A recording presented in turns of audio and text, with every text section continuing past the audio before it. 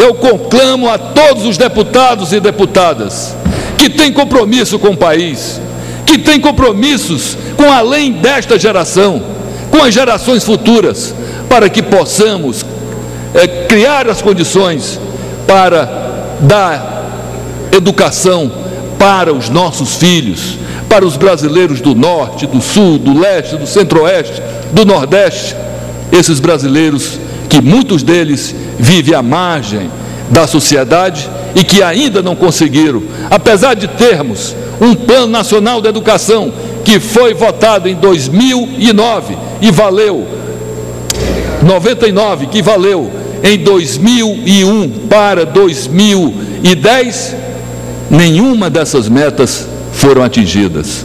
Vamos torcer para que as 20 metas que estão estabelecidas neste Plano Nacional de Educação, elas possam ser cumpridas, não apenas com os 7%, porque a LDO de 2012 já chegou aqui, mas não traz nenhuma referência sequer ao aumento do investimento na educação. Senhoras e senhores deputados, eu entendo que nós precisamos viver um novo momento. Eu entendo que nós não podemos viver simplesmente de contratar, o executivo contratar, gastar, arrecadar, não investir na educação, não investir na infraestrutura, não investir na melhoria da qualidade de vida, não investir na saúde e os brasileiros terem custos extras para garantir a sua sobrevivência e a sua integridade. Por isso é que nós também entendemos, e aqui fica o nosso protesto, pelos desmandos que vem acontecendo no governo do PT. Notadamente, nestas últimas semanas, quando o ministro-chefe da Casa Civil, Antônio Palocci, está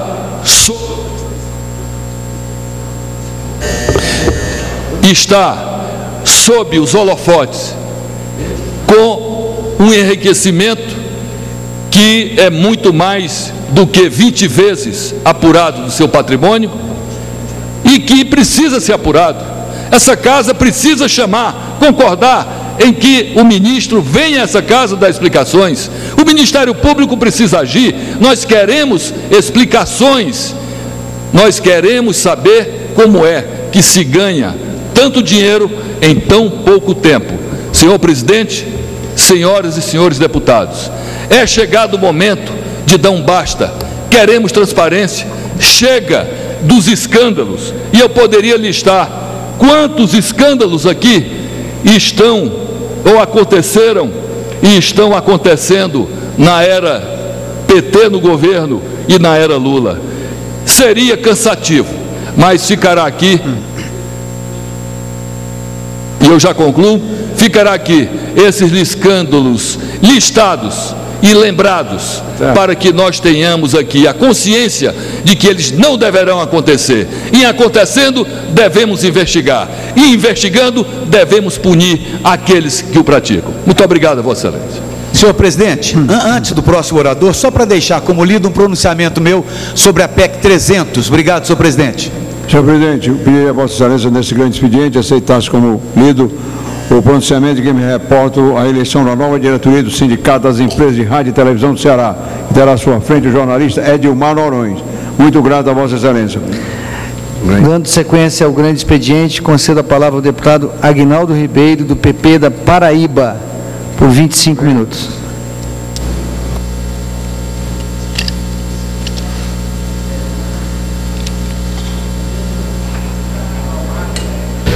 Senhor presidente, senhoras e senhores deputados, ocupo essa tribuna e de forma sinérgica, como a sociedade nos tem pautado, o tema que me traz nessa tarde é exatamente o da reforma tributária, cujo deputado Paulo Dernê Avelino acaba de tratar.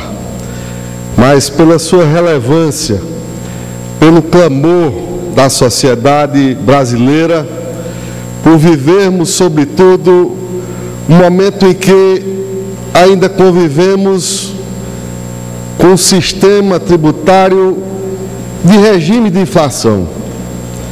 Esse país mudou a sua condição de estabilidade, mudou a sua inflação, controlou a inflação, no entanto tem um sistema tributário que é arcaico, que é injusto, que pune os brasileiros. E por essa razão, nós também, deputado Paulderney, em consonância com toda a sociedade brasileira, nós aproveitamos esse instante para tratarmos e trazer ao povo brasileiro aquilo que vem sendo discutido, não só nessa casa, mas também em todos os setores produtivos deste país. Deputado Aguinaldo Ribeiro, uma breve intervenção. Veja, Vossa Excelência, há poucos instantes nós ouviramos aqui a manifestação do deputado Paulderney Avelino sobre a reforma tributária. As considerações que ele expendeu direcionavam-se naturalmente para a reforma tributária. Agora, Vossa Excelência, sequenciando a presença na tribuna do grande expediente, Vossa Excelência começa a dar o mesmo enfoque, o que significa dizer que há uma manifestação consensualizada nessa casa em torno de se processar imperativamente a reforma tributária. Então, Vossa Excelência traz com os argumentos que certamente irá expender a partir de agora, Vossa Excelência terá um reforço para que essa casa se conscientize e que a reforma tributária é impostergável. Nós não podemos mais delongar esse nosso compromisso com a própria opinião pública brasileira. Eu agradeço a parte de Vossa Excelência e é exatamente esse o nosso desejo e o desejo do povo brasileiro. De fato, o enfrentamento das distorções do nosso sistema tributário vem se arrastando por décadas. Porém, não há mais como empurrar para o futuro e para as novas gerações a resolução de problemas na arrecadação dos impostos. Nós, parlamentares, temos que cumprir com o nosso papel, e é rápido. Duas inovações no encaminhamento do assunto, e talvez por estar aqui no nosso primeiro mandato, nos enche de esperança de que desta vez conseguiremos avançar nos aprimoramentos do sistema tributário brasileiro. A primeira novidade é que a Câmara dos Deputados vem agindo de forma proativa em relação ao tema. No âmbito da própria Comissão de Finanças e Tributação, foi criada a Subcomissão Especial de Reforma Tributária, cuja honra tenho de ser vice-presidente, e que terá exatamente esta missão de ser proativa, de buscar sintetizar todo aquele trabalho que já foi feito, discutido, a exemplo do trabalho capitaneado pelo deputado Sandro Mabel e outros tantos, como o saudoso deputado Mussa Demes, que já foi citado anteriormente nessa casa. Quero registrar que isso quebra o paradigma anterior na condução da reforma tributária. Era de praxe o Congresso Nacional esperar pelas ações do Poder Executivo.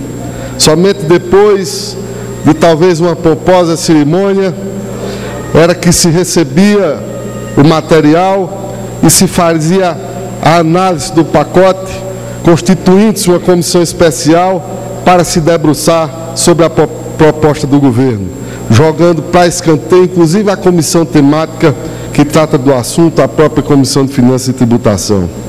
Resultavam daí propostas e diversas propostas de emenda à Constituição, com infinidade de dispositivos, tratando de vários assuntos, mas que jamais chegavam à votação em plenário. Para evitar esse frustrante resultado, a segunda novidade parte do próprio Poder Executivo. Em vez de buscar implementar a reforma tributária de uma só vez, o governo pretende tratar do assunto por etapas. O apelido de reforma fatiada talvez até desmereça esta forma de conduzir o assunto de tamanha abrangência e complexidade. Assim, senhores e senhoras deputados, a reforma tributária será tratada por temas, por etapas. Cada etapa cuidará de um ponto específico do sistema tributário. buscará resolver um determinado problema na arrecadação das receitas públicas. Ressalte-se, no entanto, que na resolução deste ou daquele problema também serão equacionadas todas as repercussões decorrentes das medidas saneadoras. Um exemplo: se vamos alterar o ICMS sobre as operações interestaduais, medida que mexe substancialmente com os cofres dos estados, também devemos buscar formas de compensação para os entes da federação prejudicados com a mudança. Outro exemplo: se vamos desonerar a folha de pagamentos, teremos que garantir os fundos necessários para cobrir a perda de receitas que financiam o pagamento das aposentadorias e pensões do INSS. Esses dois exemplos mostram como essa nova estratégia pode talvez viabilizar a aprovação da reforma tributária. Embora os problemas envolvidos tanto no primeiro quanto no segundo exemplo sejam de difícil solução, muito pior seria resolvê-los talvez numa só mesa de negociação. É evidentemente que a discussão em bloco de duas matérias, senhor presidente, facilitaria as chamadas coalizões negativas, assim entendidas aquelas que se formam para evitar a aprovação do projeto em debate. Não obstante legítimas e democráticas, essas coalizões têm sido uma constante na reforma tributária, o que evita a implementação de qualquer mudança um pouco mais profunda no sistema de arrecadação de tributos.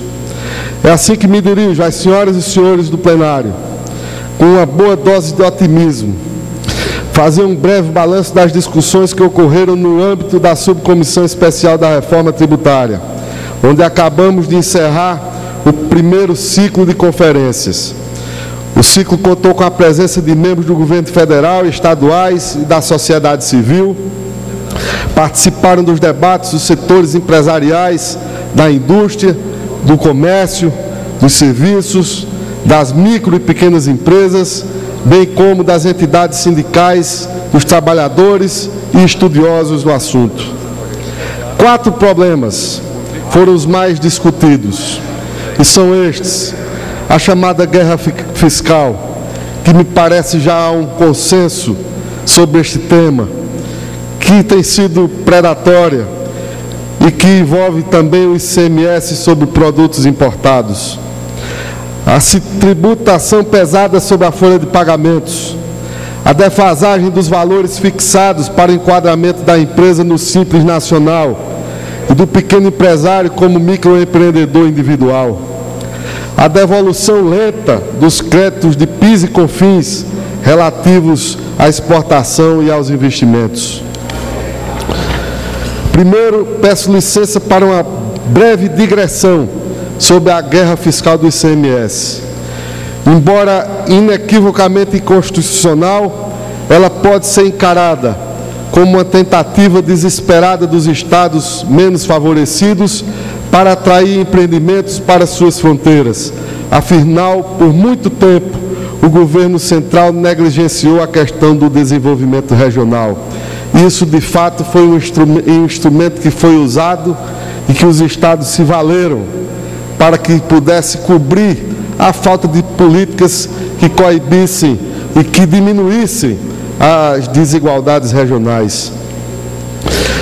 Na falta de instrumentos legítimos de atração de renda e emprego, os incentivos fiscais irregulares acabaram por se prestar à implementação de políticas de atração de investimentos. No entanto, nobres parlamentares, essa via transversa de política de desenvolvimento regional perdeu sua eficácia. Se no passado houve algum sucesso na sua utilização, hoje todos os estados entram num verdadeiro leilão entre si, não mais para atrair novos investimentos, mas para simplesmente manter os já existentes. Os investidores com projeto de porte minimamente relevante, já sabendo de antemão que haverá essa concorrência predatória entre os governos estaduais e municipais, pressionam e, talvez numa linguagem até mais forte, chantageiam governadores e prefeitos com a ameaça de fechar a planta se tal ou qual vantagem não lhes for concedida. O que de fato temos de garantir aos pequenos estados como é o nosso caso, deputado Manuel Júnior, da nossa pequena Paraíba, é uma nova relação no Pacto Federativo que permite implementar políticas de incentivos que possam compensar as desigualdades regionais, através de um planejamento no investimento público nacional, observadas as vocações, características e necessidades, orientadas a combater a excessiva centralização de riquezas em alguns estados em detrimento de outros. A verdade é que ninguém mais ganha com a guerra fiscal. E se isso acontece quando está em discussão a disputa pela localização de uma indústria, imaginem os senhores e senhoras deputados quando são concedidos benefícios ilegítimos para as importações. Nesse caso, quem ganha é o produtor estrangeiro em detrimento do nacional. Enquanto a mercadoria importada é desembaraçada mediante o pagamento de um ICMS de valor insignificante, digamos 2%, o produto nacional tem que pagar 17%. Ora, que empresário nacional conseguirá competir numa circunstância como essa? Que setor conseguirá, mediante aumento da produtividade, compensar essa diferença de 15% no preço do seu produto? Aliás, mais do que 15%, porque a alíquota de ICMS é cobrada por dentro, o que faz a sobrecarga fiscal atingir quase 18%. Pois bem, esse é o problema que se pretende combater com redução de alíquotas interestaduais nas operações que envolvam mercadorias importadas, medida a ser implementada por resolução do Senado Federal. Mas não pensem, as senhoras e senhores deputados, que a nossa casa poderá ficar alheia a essa decisão do Senado. É que a redução das alíquotas interestaduais tem como consequência a redistribuição do bolo do ICMS entre os estados e, por reflexos, entre os seus municípios. A Câmara dos Deputados terá necessariamente que construir as formas de compensação para os entes federativos que vierem a perder receitas. Caso a discussão prospere, talvez essa redução de alíquotas interestaduais alcance também os produtos nacionais, o que aproximaria o nosso ICMS do princípio do destino, mais justo do ponto de vista da redistribuição regional de receitas e menos problemático quanto ao aproveitamento e devolução dos créditos do imposto para exportadores e investidores. Não menos importante será a discussão sobre a desoneração da folha de pagamentos, o segundo item mais discutido na pauta da reforma na nossa Comissão de Finanças e Tributação. Ninguém mais tem dúvidas a respeito da sobrecarga imposta sobre essa base tributável. São cobrados 20% do empregador para financiar a Previdência Social, mais 2,5% para o salário de educação, mais 1, 2 ou 3% para o seguro de acidente de trabalho, mais 8% para o FGTS, mais as contribuições para o Sistema S, que normalmente alcançam outros 2%. Tudo somado passa-se dos 30% do valor da folha salarial. Eu escuto Vossa Excelência. Agnaldo Ribeiro.